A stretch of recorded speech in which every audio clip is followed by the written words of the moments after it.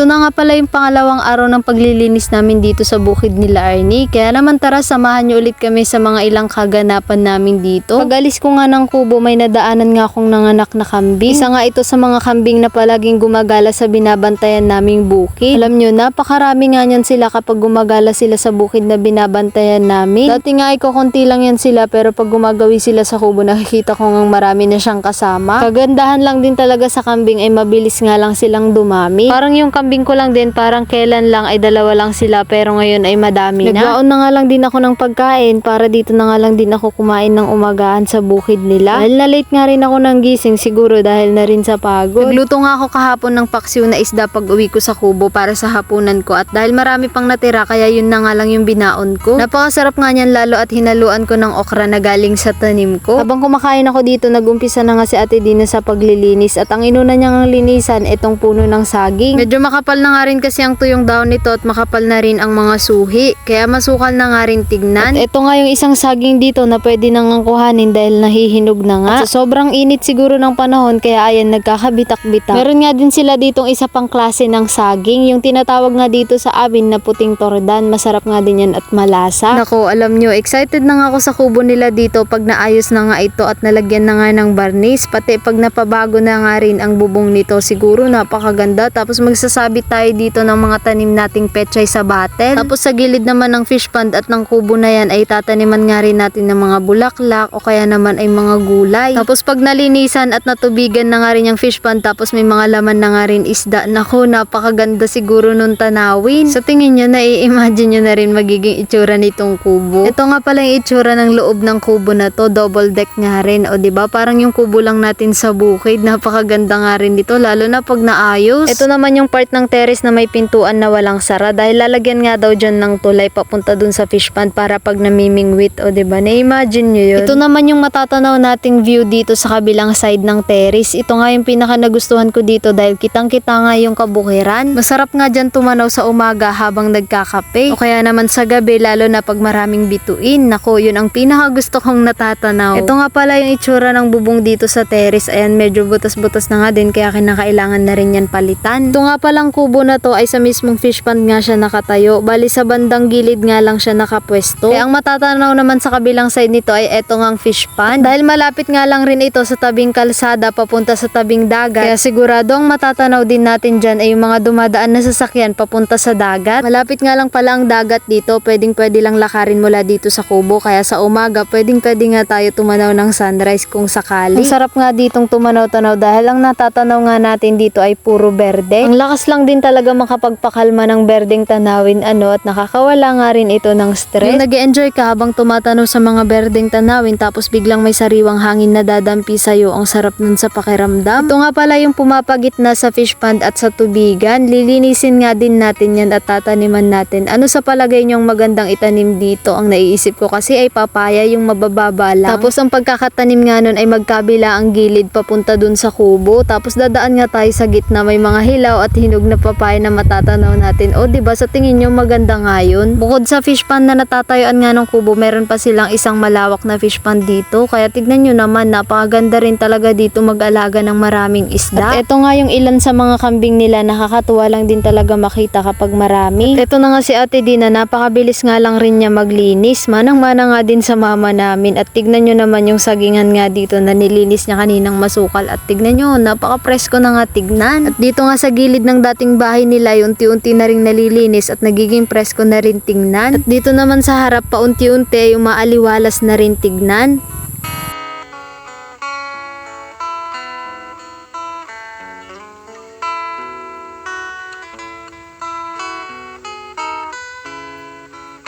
Maya-maya nga ay nagpunta dito si Tito Amboy para asikasuhin yung kalabaw nila. Bali siya nga pala yung papa ni Arnie. Diba, ang galing-galing. Meron din silang kalabaw, kaya talaga namang nakakatuwa pag meron talagang mga alagang hayop. Syempre, kahit nakatira ka lang sa bukid at kahit napakasimple lang ng buhay mo, basta marami kang alagang hayop, ay pwede ka nang mabuhay sa pang-araw-araw mo, makakaraos ka na nga rin. Pag nga nakatira ka sa bukid at marami kang alagang hayop, lalo na kung marami kang alagang manok, naku, pag natakam ka nga sa tinola, kukuha ka lang ng isa sa sa mga alaga mo, may masarap ka ng ulam. Habang nagkakalkal nga ako dito, may nakita nga ako na tinatawag na tatog dito sa amin. At tignan nyo naman, yan nga rin isa sa masarap na ulamin. Yan nga ay nakukuha madalas sa mga puno ng niyog. Alam nyo, mas healthy nga pag kinain ng hilaw itong uod na to, pero ako parang hindi ko na nga ito kayang kainin ng hilaw. Pero alam nyo, nung bata pa ako, pinag-aagaw-agawan namin to kasi napakasarap nga nito. Sa part nga pala na ito ay ito yung nilinisan namin kahapon. Bali may mga iilang damo at basura nga lang na natira kaya tinapos nga namin. Habang nagkakalkal nga ako dyan, may nakita na naman akong isang tatag. Siguro nga dahil may mga ganito nga dito, dahil marami nga din nakatambak dito na pinagputulan ng walis tingting. Ang walis tingting kasi ay nagmula rin yan sa niyog. Nabanggit ko nga na madalas itong nakukuha sa puno ng niyog, lalo na pag nabubulok na nga yung puno. Kaya siguro dahil bulok na nga yung pinagputulan ng walis tingting, kaya meron na rin nakatira doon. Diyan nga sa part na yan ay may butas ako nakita, kaya tinambak ko nga dyan yung ilang nabubulok para pumantay nga yung lupa. Marami nga pala akong nabasa dun sa comments sa una kong upload na bakit hindi nga raw ako nagsusuot ng gloves kapag naglilinis ako o naggagamas ng mga damo. Alam nyo po, dati nga nagsusuot na ako ng gloves dahil marami nga rin nagsasabi baka masugat daw yung kamay ko o kaya matusok ng tinik o kaya makahawak ako ng bubo. Kaso nga lang ngayon dahil hindi na naman ako nagsuot, ewan ko ba, masanay nga ako at nakakakilos nga ako ng maayos at mas nagiging mabilis nga yung trabaho ko kapag wala akong gloves. Pero alam nyo, sa totoo lang nakakatuwa at ang sarap sa pakiramdam na may mga taong nag-aalala sa magiging kalagayan ko pag napahamak ako. Kaya maraming salamat po sa palaging nag-aalala at palaging nagpapaalala.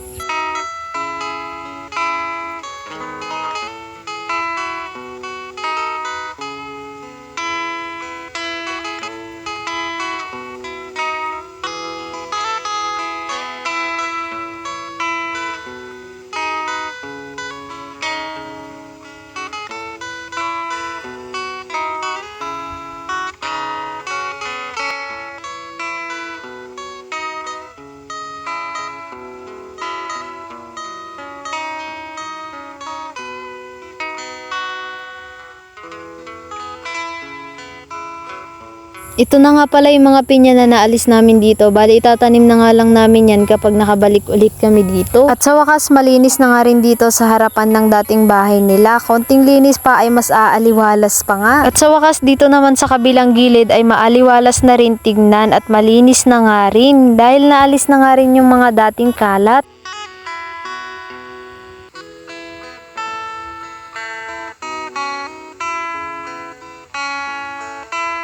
Bago nga kami umuwi na Ate Dina, tinignan muna namin itong sinasabi ng mama ni Arnie na aayusin nga ro ng asawa ni Ate Dina. Dahil may mga sira nga daw yung mga tubo nito, yung asawa nga niya ay marunong rin sa pag-aayos nito. Kaya ayan, pinipicturan niya na nga lang para maipakita niya nga sa asawa niya. Pagka-uwi ko nga sa kubo, agad kong binisita itong mga tanim kong pipino. Ay nako, dahil na rin sa tindi ng sikat ng araw at sa tindi ng init ng panahon, kaya ayan, naninilaw na nga. At yung bunga niya nga naging ganyan yung itsura. Hirap din kasi talaga magpalago ng mga tanim kapag ganito nga yung panahon. Lalo na at malayo rin yung igiban dito mula sa kubo. Kaya gusto ko balang araw kung makabili man tayo ng sariling lupa, yung malapit nga lang sa tubig para maging maganda at malago nga yung mga tanim natin. Ito nga yung ginagawa ko kapag umuwi ako dito sa kubo. Dinidiligan ko nga agad itong mga tanim ko. Kaso nga lang dahil summer na at dahil sa tindi na rin ng init ng panahon, kaya ayan, nagkakatuyot nga kahit dilig ako ng dilig sa umaga o kaya sa hapon. Tapos kung asikasuin yung mga tanim kong pipino, inasikaso ko naman itong mga tanim kong kamatis dahil malalaki na nga rin sila. At dahil mabibigat na nga yung mga puno nito, kaya siguro natutumba na nga. Kaya ngayon ay lalagyan ko nga sila ng panangga. Pero bago yung didiligan ko nga muna dahil natutuyot na nga rin sila. Siguro kaya mabilis rin sila matuyot dahil dinanim ko nga sila sa folybag. Tignan nyo nga itong si Paula habang nagdidilig ako at gumagawa nga dyan. Nakikiadaday at tinitignan niya nga yung ginagawa ko. Alam nyo, pag umuwi nga ako dito, ang unang nasa lubong nga yung si Paula o kaya naman si Moon.